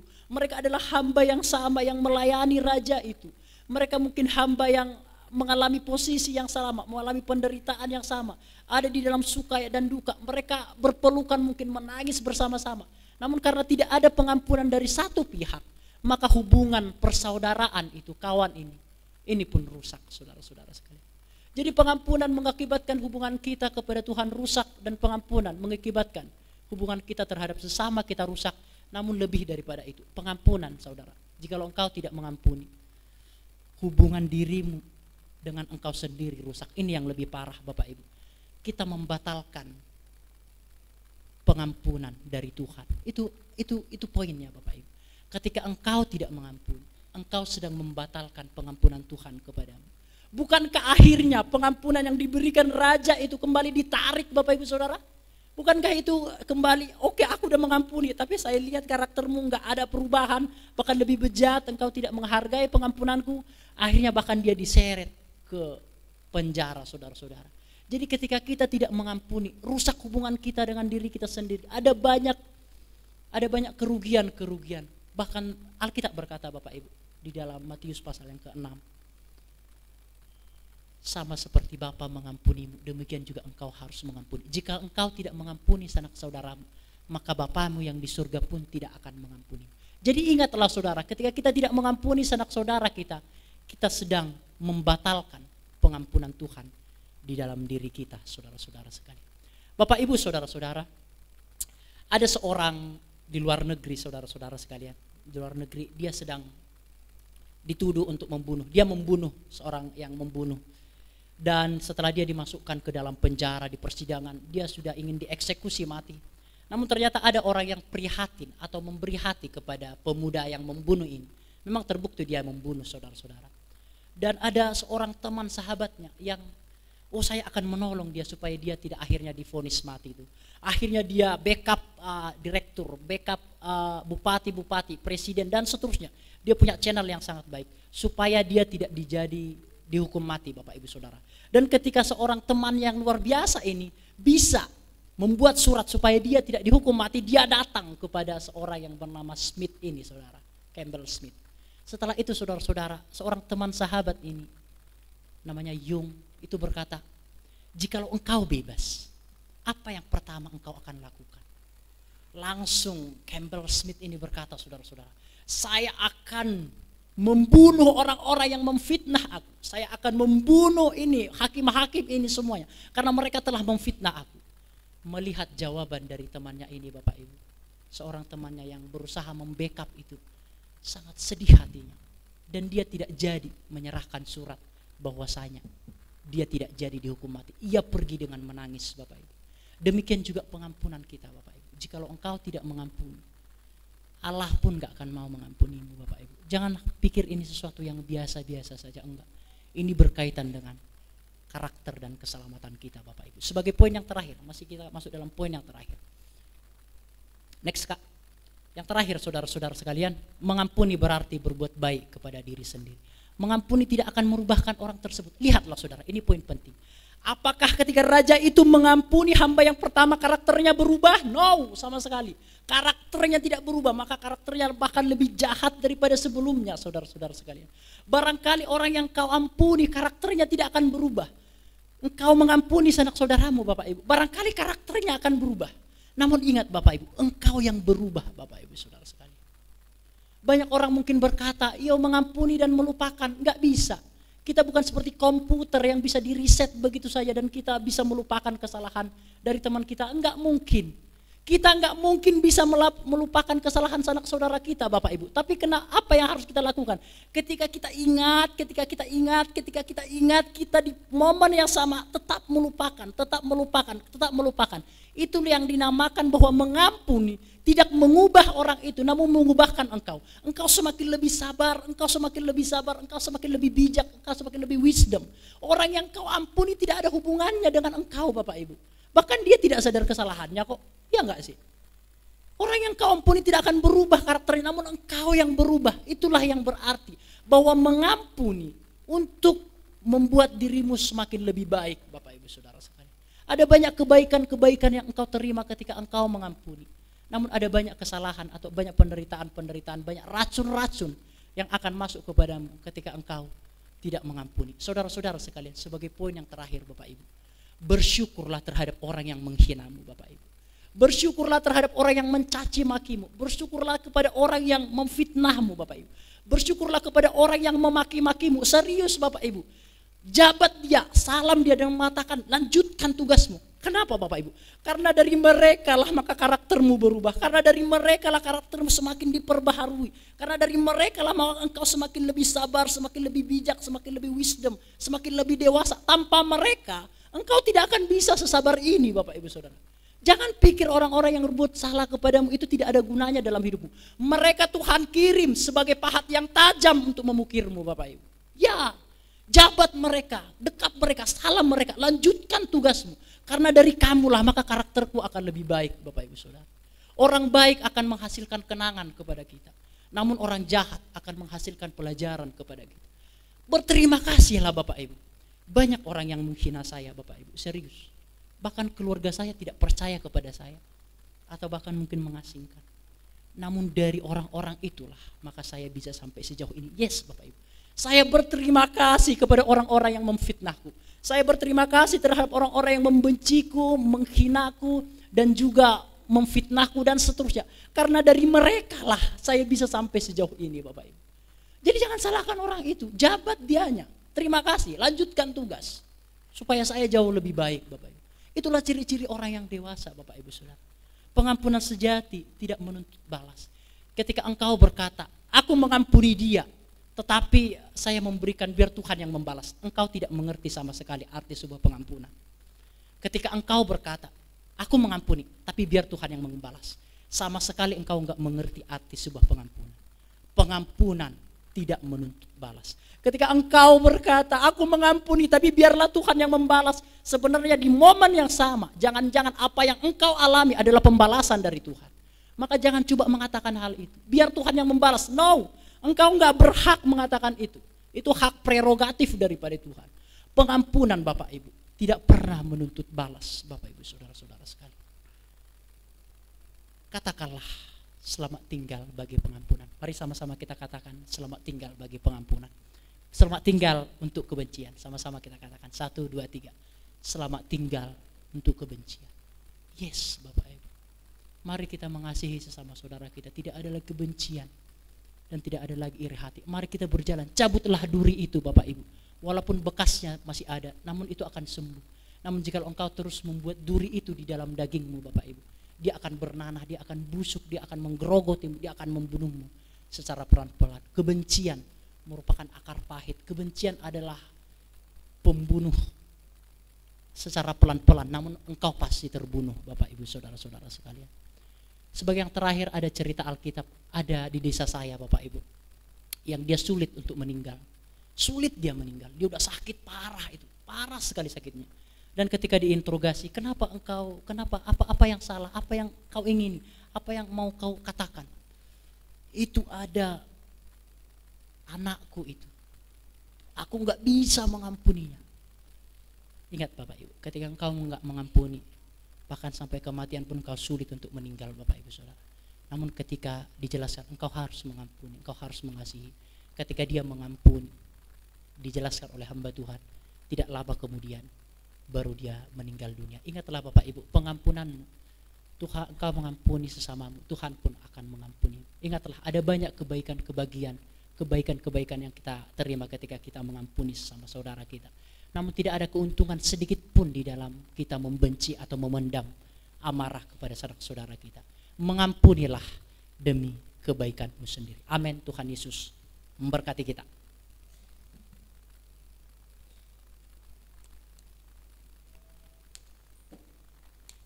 Izin paman musik maju ke depan. Kita akan naikkan satu pujian. Bapa, kau mendengar seruan hatiku.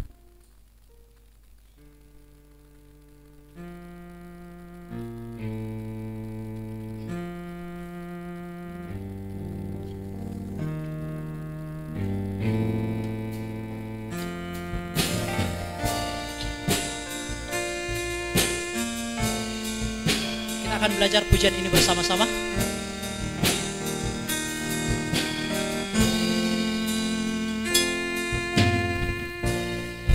Apakah mendengar seruan hatiku? Tak pernah kau lepaskan dari kasih-Mu. Lewat lembah gelap, Kau temani aku. Amin. Roh-Mu bekerja selalu untuk kebaikanku.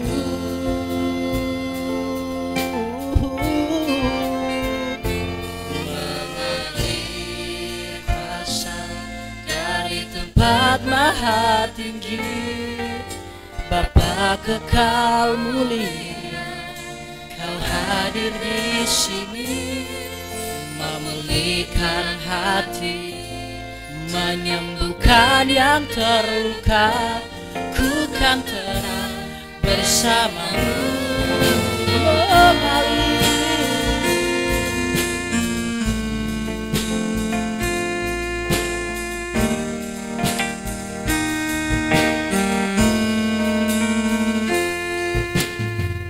Bapa, Kau mendengar seruan hatiku, seruan hatiku.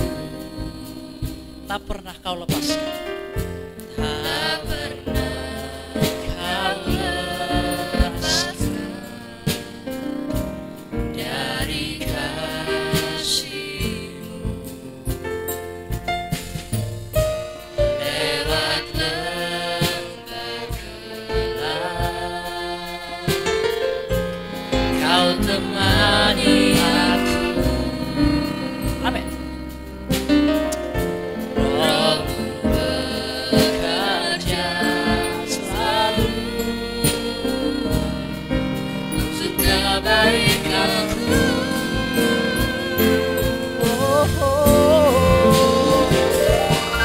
Mengalir kuasa dari tempat maha tinggi, Bapa kekal mulia, Kau hadir di sini, memulihkan hati dan menyembuhkan yang terluka.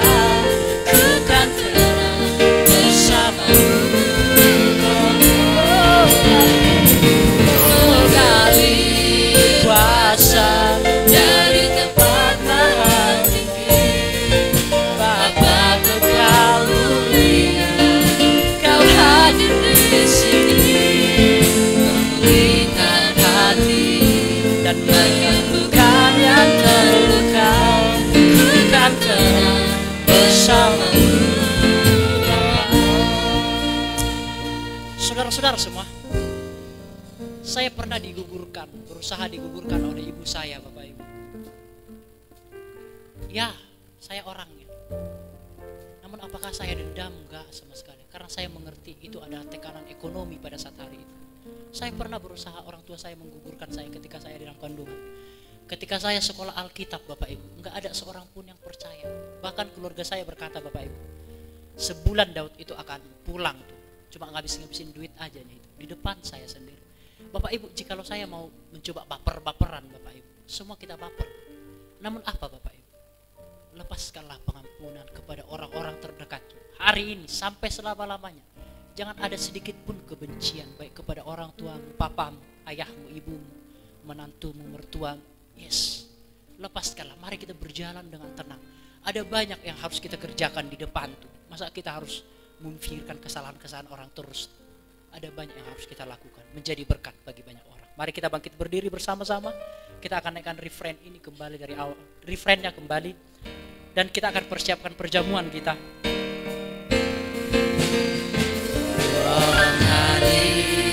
Saya undang Bapak Gembala kita. Tempat maha tinggi, Bapa kekal mulia, Kau hadir di sini, memulihkan hati dan menyembuhkan yang terluka. Bukan bersamamu, Mengalir kuasa dari tempat maha tinggi, Bapa kekal mulia, Kau hadir di sini, memulihkan hati, menyembuhkan yang terluka. Bukan bersamamu,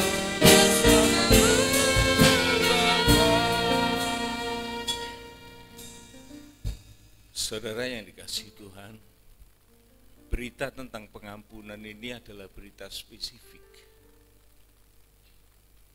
Yang boleh dikatakan inilah berita dari kerajaan surga.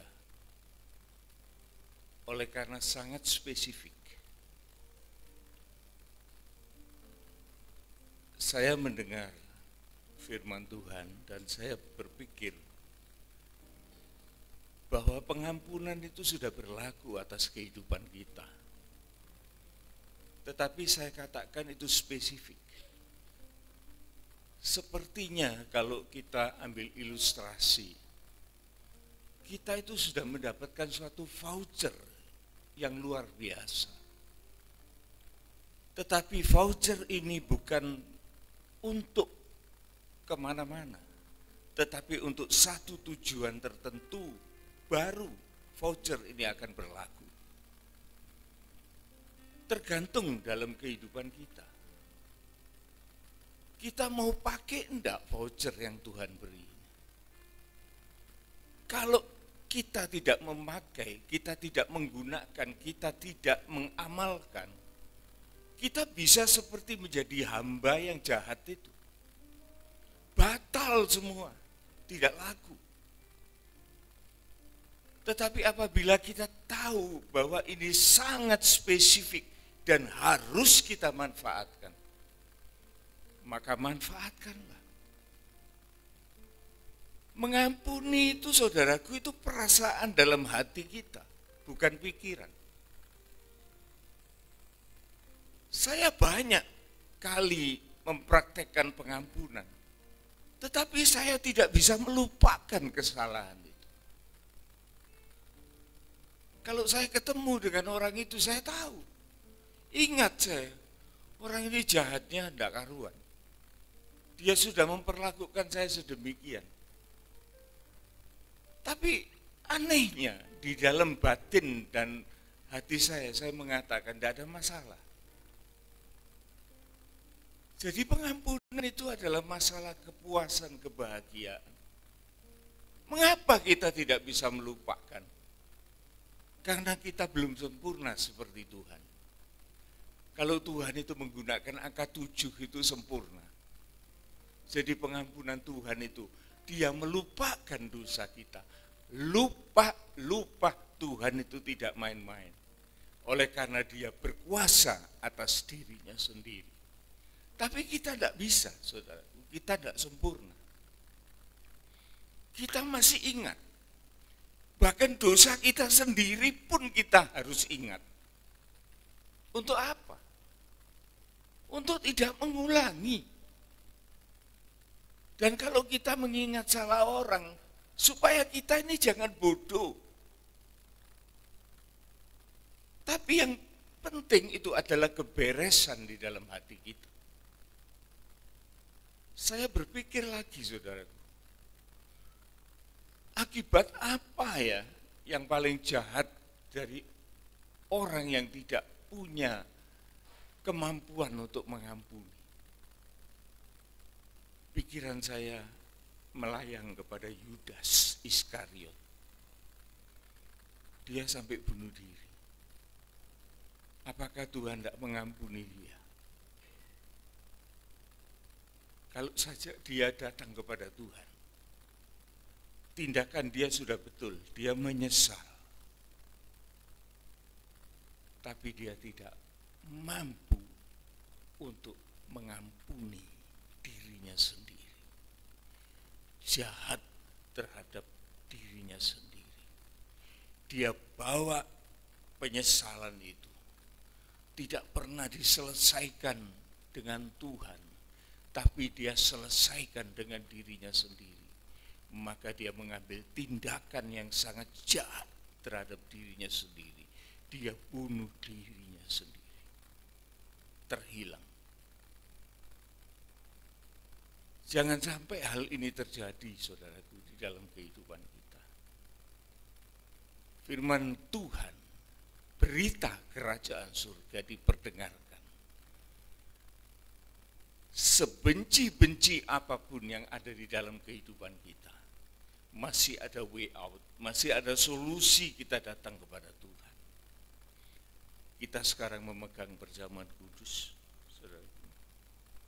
Maka di dalam kuasa perjamuan kudus ini ada kuasa pengampunan yang sudah dilakukan oleh Tuhan Yesus di atas kayu salib.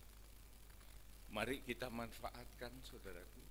Kita manfaatkan dengan sungguh-sungguh. Kita nyanyikan sebuah nyanyian yang lama sekali.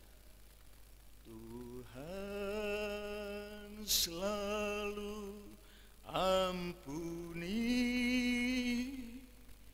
dan lupakan yang sudah. Dia takkan ingat salahmu.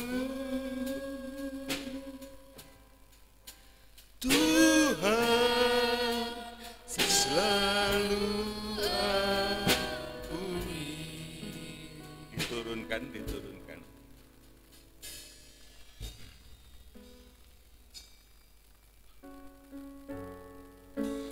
Kita nyanyikan ini dengan satu pengertian yang benar-benar. Tuhan selalu ampuni dan lupakan yang sudah. Dia takkan ingat salahku. Tuhan selalu ampuni. Satu kali lagi. Tuhan selalu ampuni dan lupakan yang sudah. Dia takkan ingat salahku. Tuhan selalu ampuni.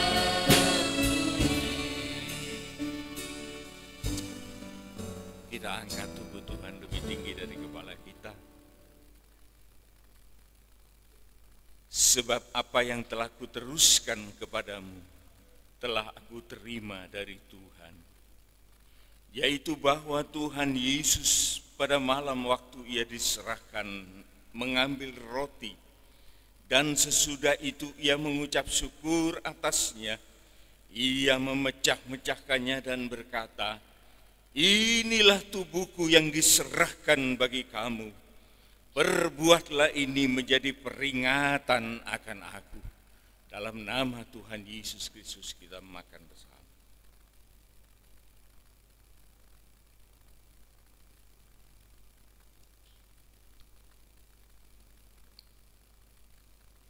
Kita persiapkan cawan. Dan kita angkat lebih tinggi dari kepala kita. Demikian juga ia mengambil cawan sesudah makan, lalu berkata, Cawan ini adalah perjanjian baru yang dimeteraikan oleh darahku.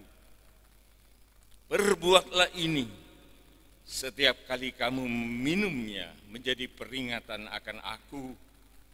Sebab setiap kali kamu makan roti ini dan minum cawan ini, kamu memberitakan kematian Tuhan sampai Ia datang.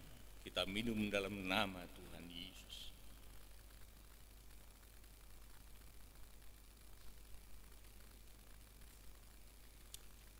Tuhan,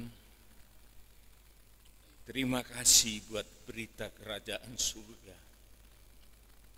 Untuk itulah Engkau hadir di bumi di dalam Kristus Yesus untuk melakukan suatu pekerjaan besar, pengampunan atas segala dosa manusia yang tak pernah terselesaikan, segala kebencian yang membelenggu, yang memenjarakan kehidupan manusia itu sendiri.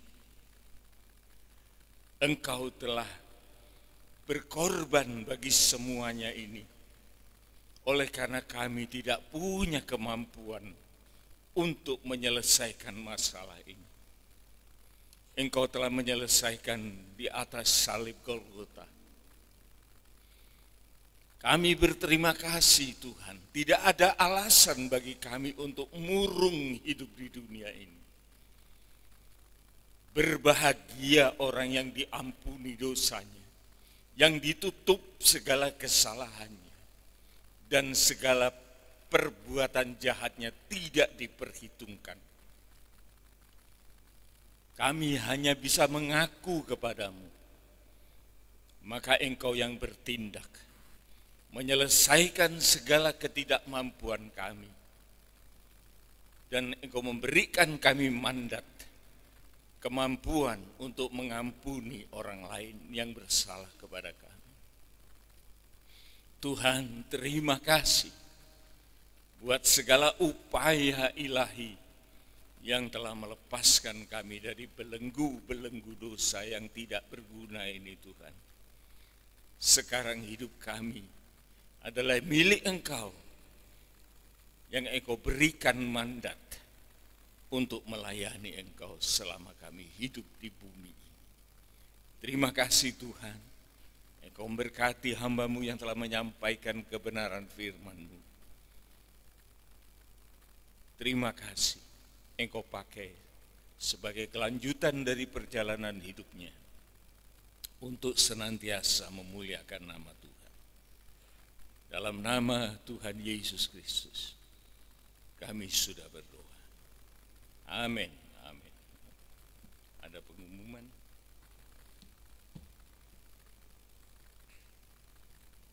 Seperti biasa, sebentar Bapak Ibu Saudara sekalian, izin Bapak Gembala, izin Bu Gembala. Bapak Ibu, terima kasih sebelumnya telah hadir, telah setia di dalam beribadah, meluangkan waktu, pemikiran, perasaan, bahkan juga mungkin finansial dari Bapak Ibu Saudara sekalian. Tuhan Yesus memberkati dalam kesehatan, keluarga, pekerjaan, serta pelayanan kita. Beberapa pengumuman yang akan saya sampaikan, seperti biasa tidak ada perubahan untuk satu minggu ini. Hari Senin besok ada doa pagi, hari Rebo juga ada ibadah PA, hari Sabtu ada ibadah kaum muda, hari Minggu ada ibadah raya jam 8, dan ibadah sekolah minggu jam 4 sore. Dan untuk hari Jumat besok Bapak Ibu, ada ibadah kaum wanita, hari Jumat besok jam 5 sore bagi Bapak Ibu, bagi ibu-ibu. Gak ada bapak ya, oh saya bapak. Bagi ibu-ibu nanti boleh menghadiri ibadah kaum wanita. Dan satu aja untuk yang kita doakan hari ini, yaitu berdoa bagi Hana, anak dari Bu Susan, anak dari Bu Susan, yang akan operasi hari Senin besok. Kita akan doakan bersama-sama. Oke, itu aja pengumuman yang saya bisa bagikan. Hah? Oh, ulang tahun. Oh, siap.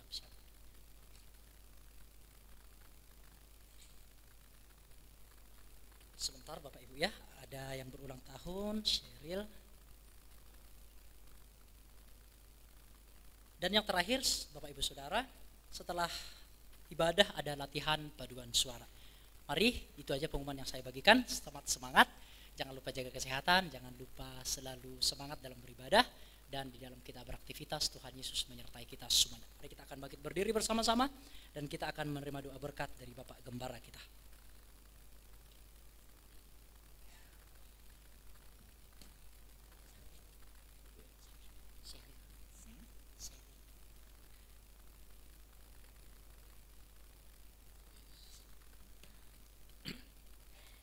Kita akan berdoa. Bapa di dalam surga, sebelum kami meninggalkan rumah Tuhan di tempat ini, kami membawa saudari Hana, yaitu anak dari Ibu Susan yang akan melahirkan, melalui operasi sesar pada hari Senin besok.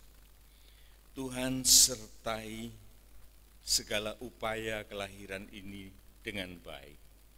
Engkau beri hikmat kepada para dokter, Engkau pakai tangan-tangan mereka, dan Engkau berkati Tuhan setiap usaha pekerjaan para dokter. Dan juga Engkau berkati alat-alat yang dipergunakan serta obat-obatan yang dimanfaatkan. Biar kiranya anak ini boleh lahir dengan baik dan selamat bagi ibu yang melahirkan. Inilah doa kami Tuhan, biarlah kebahagiaan dapat mereka rasakan di tengah-tengah keluarga mereka. Kami juga berdoa untuk yang berulang tahun, Cheryl, anak Cheryl.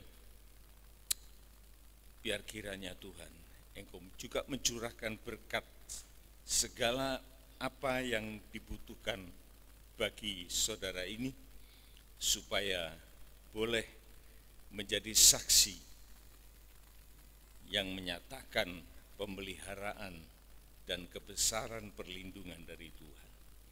Terima kasih Tuhan. Segala kepujian dan syukur kami persembahkan kepadamu, dan saudara-saudaraku sidang jemaat yang dikasihi oleh Tuhan.